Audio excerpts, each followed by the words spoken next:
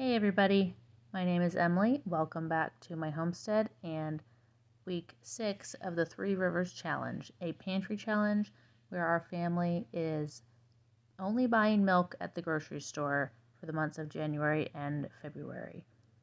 And so far, we're doing pretty good. We're starting out the week with making grilled cheese sandwiches on Sunday evening at the request of my youngest child. She wanted to make them by herself, but then asked me to help do all kinds of things for her. So here we are getting all of the bread buttered. And then we add on the cheese. This is cheese we had to pull out of the freezer. Sliced cheese doesn't seem to do nearly as well in the freezer as the shredded cheese or possibly a block cheese, but I was able to finagle the pieces apart by sliding a knife underneath of them. My youngest had tried to get the cheese apart herself and kind of broke it into lots of little pieces. And here is where the youngest took over. She decided that she wanted to grill the sandwiches all by herself, and so I got her started and left her to it, and she did a pretty good job. We also heated up some condensed tomato soup to go with our sandwiches, and she had quite a bit of trouble with the can opener, so I helped her with that as well. After pouring that in, we also poured in some milk, got it whisked up and heated through, and then our dinner was ready to serve. And here's the finished product: grilled cheese with tomato soup. It's a quick and easy meal for a cold night, and everybody enjoyed it. On Monday, I'm in the kitchen working on some cranberry sauce that I'm going to can up. This has been on my to-do list for quite some time. I bought these cranberries before Thanksgiving, and they've been in my fridge way too long. I did can some of them up between Thanksgiving and Christmas, so we had some to take to Christmas with us, and we've used all but 2 cans of that. So I really need to get these cranberries used while they're still good. I am picking out a few berries from each bag that didn't look so good and setting those aside, and they ended up going to the chickens. I ended up making 4 batches, I believe, using the ball canning book recipe. I did substitute orange juice for water as much as I could. I ran out of orange juice for the last recipe, so slightly less orange juice in that one, and I finished it out with water. But I like how that flavor it makes it, and it is a safe substitute. At this point, one of the pots is ready to use my immersion blender on, and so I go ahead and get that blended up. I have the other pot is running slightly behind, but by the time I'm done blending, it is also hit that point of being ready to blend. And here it is all blended up versus the other pot that is now about ready to be blended. The next step is to add the sugar. I just followed the recipe again to tell me how much sugar I needed to add to each pot, and then I'm ready for the next step. I went ahead and let it cook down until it was coating the spoon like the recipe told me to, and then I'm going to strain it out through the strainer. This is not part of the recipe, but this is how my family prefers the consistency. We do not like chunks of skin and having the seeds in our cranberry sauce. We grew up having the canned jelly stuff without any chunks in it, and my husband actually has never liked cranberry sauce. He's had both the jellied kind and the jellied kind with chunks in it, and then freshly made stuff, and he's gave mine a shot and said he actually does like it. So that is definitely a bonus. Even if he didn't like it, the rest of us would eat it without him because we all like the jellied cranberry sauce. But I'm straining it through this sieve, and it takes quite a while to do. I go ahead and do both pots, and then I reheat it back up because when you're canning, everything is supposed to be hot. Hot jars, which you see in the back. I have that big pot with my jars heating up, and I'm going to reheat this strained out cranberry sauce. So it's bubbling again, and then I'll be able to put it in my jars. We are not going to waste any of this stuff that I strained out. We'll put it into a jar in the fridge, and we'll use that on toast, just like a jam, and it's really good that way. So once the jars have been filled and boiled in the water for the appropriate amount of time, they are ready to come out. And I'm happy to report that every single jar sealed, I ended up with 12 half pints. And I like to use these jars because they have straight sides, but they're not as big as a wide mouth pint jar. That would be a little bit too large. And we usually serve 2 to 3 of these at a meal with our extended family during the holidays. And this evening we had leftovers as well as Tuesday, and on Wednesday I am making a new to me recipe. It is a spicy Cajun sausage and rice is what the recipe title was. I did change it a bit because it called for some things I didn't want to put in there, and I added some different things instead. So I guess it's my own recipe, but it's kind of similar to a jambalaya. There's no shrimp in it, but it was a really delicious meal. I got started off by cutting up this andouille sausage into small chunks. I got some olive oil in a pot heated up, and then added the sausage and got that browned on all sides. Next, I added some frozen diced onion as well as some frozen diced green peppers. And then I let these cook down until the onions were clear before we're ready for our next step, which is adding spices. Got oregano. I thought this was the last of my oregano, but I did find a couple more containers in my spice cabinet, thankfully. And I also added some thyme, paprika, a little cayenne, which in retrospect, I will leave the cayenne out of this recipe next time because that made it a little too spicy. And then I used my garlic press to squeeze quite a bit of minced garlic into this. I have decided that I do like this garlic press. The instructions said that you could put it in there without taking the paper off and it would work just fine, but it did not work just fine. But taking the paper off and then squeezing them through, you get almost all of the garlic in there very easily. So I am happy with this, and I'm very glad that I have it. It saves me quite a bit of time from mincing garlic with a knife and a cutting board. And then I remembered I needed to add pepper and salt. Once that is all mixed together, it's time to add in a pint of chicken broth and a can of black beans, as well as a cup of white rice. One more mix and the lid will go on this, and this will simmer until it is finished. And here is the finished spicy Cajun sausage and rice with a side of green beans, and it was delicious. Pretty much all day Wednesday, I was working on canning kidney beans as well. You can see that pot was on the stove while I was making dinner. And finally, by the time dinner was finished, these beans were also finished. I did 2 rounds and ended up with 23 pints of kidney beans. And hopefully this will last us for a full year. Wednesday evening, I go ahead and decide to prep our meal for Thursday. It was really necessary for it to be finished on time for dinner to prep it overnight because this recipe requires that you either have this sit in the fridge overnight or at least for a few hours during the day, but it also cooks for nearly 12 hours. So it's definitely a start the night before kind of a dish.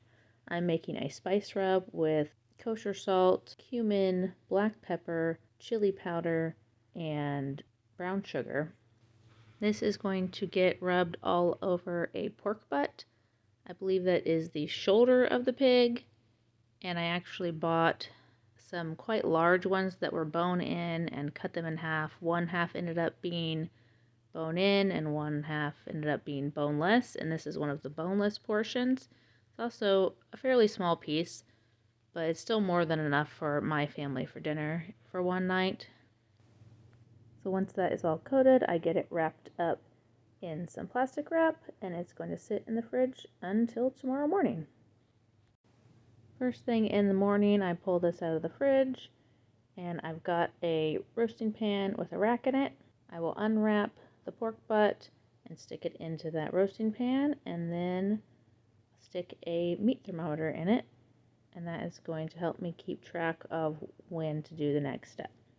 This bakes at 250 degrees until it reaches 190 degrees and forms a bark, which is the spice rub makes this hard crust around it.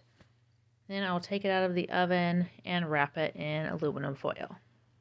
I leave the probe thermometer in there and just wrap the foil around the thermometer so that I can continue to keep track of the temperature, because it will continue to cook with the foil on until it reaches 200 degrees.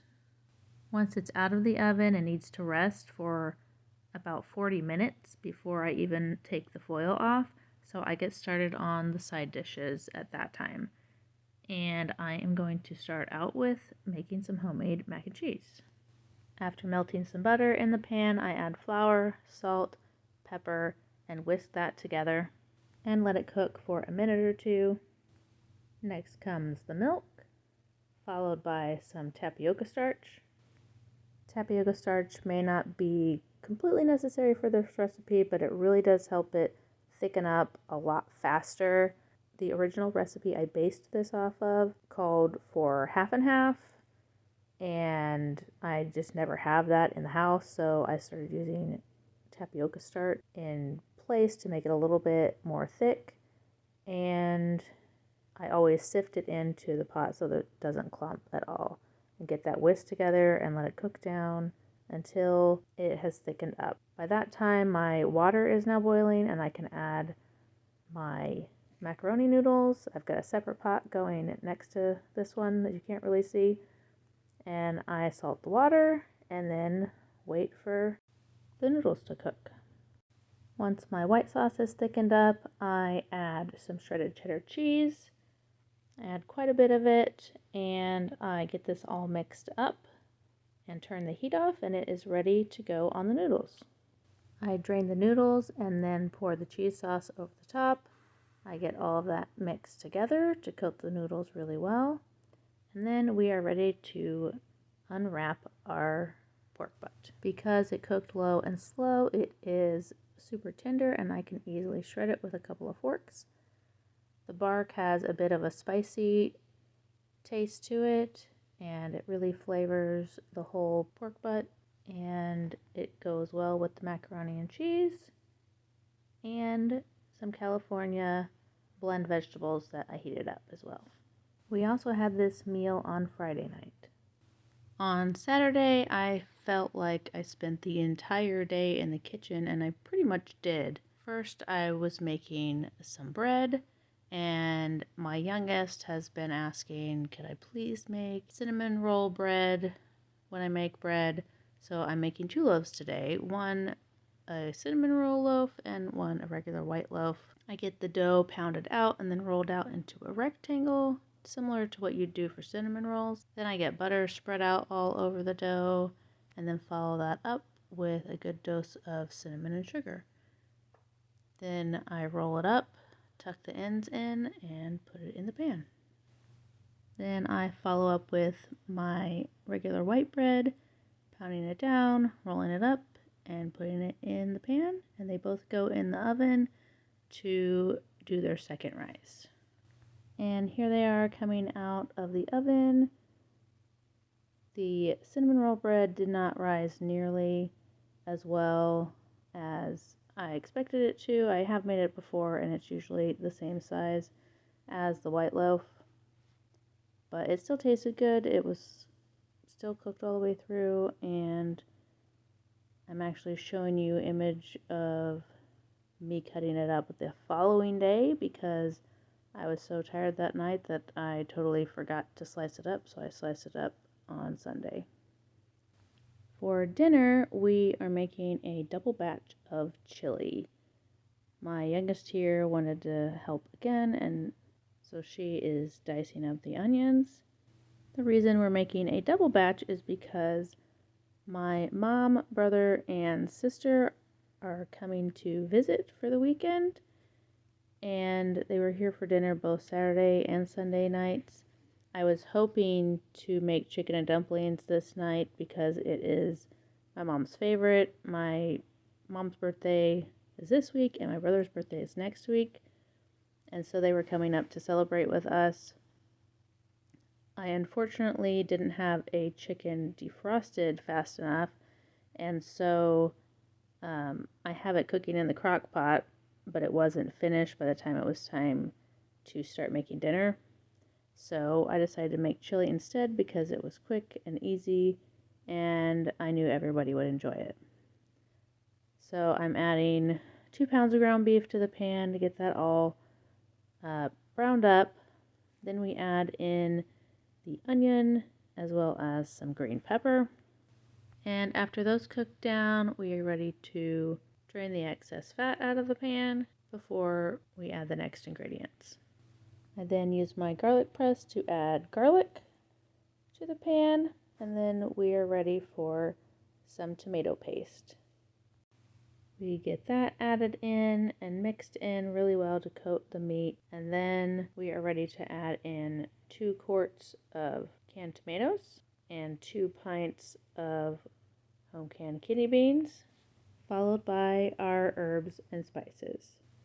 I add in some cayenne pepper, a lot of chili powder, followed by parsley, salt, and pepper. Everything gets mixed in really well. We cover it, let it come to a boil, turn it down, and let it simmer for about 20 minutes, and then it is ready to go. I serve the chili with some shredded cheddar cheese and some saltine crackers, and there was plenty for everyone. After making the bread today, I also made a pound cake, and that's going to serve as our birthday cake for our celebration this evening. Right now I am making a raspberry dessert sauce with some frozen raspberries I had down in the basement freezer. And I'm adding tapioca starch to some water into a pan. Once that is all mixed up really well, I add the raspberries, followed by the sugar and some lemon juice, and get that heating on the stove. And while it's heating, I mash down the berries to break them up a bit. And once it has cooked for the amount of time prescribed in the recipe I'm following, then we start straining it through a sieve. This is the only hard part about making this sauce. It takes quite a long time to get all of the sauce out with leaving the seeds in this strainer, but eventually we get it done. And now it's time to pour it on the cake. This time I remembered I needed a larger platter, so I got a larger platter than last time, and I'm just going to drizzle this over the top, and it turned out beautiful and it tasted delicious. And finally tonight I am making some raspberry lemonade. We did not want to waste all the seeds that were in the sieve because there was still a lot of raspberry sauce on there that we couldn't really get through. So we are going to strain some lemon juice and water through the sieve as well and make ourselves some delicious raspberry lemonade. So I hope you enjoyed our meals and my food preservation for this week that I shared, and I can't wait to see you in the next video. Bye.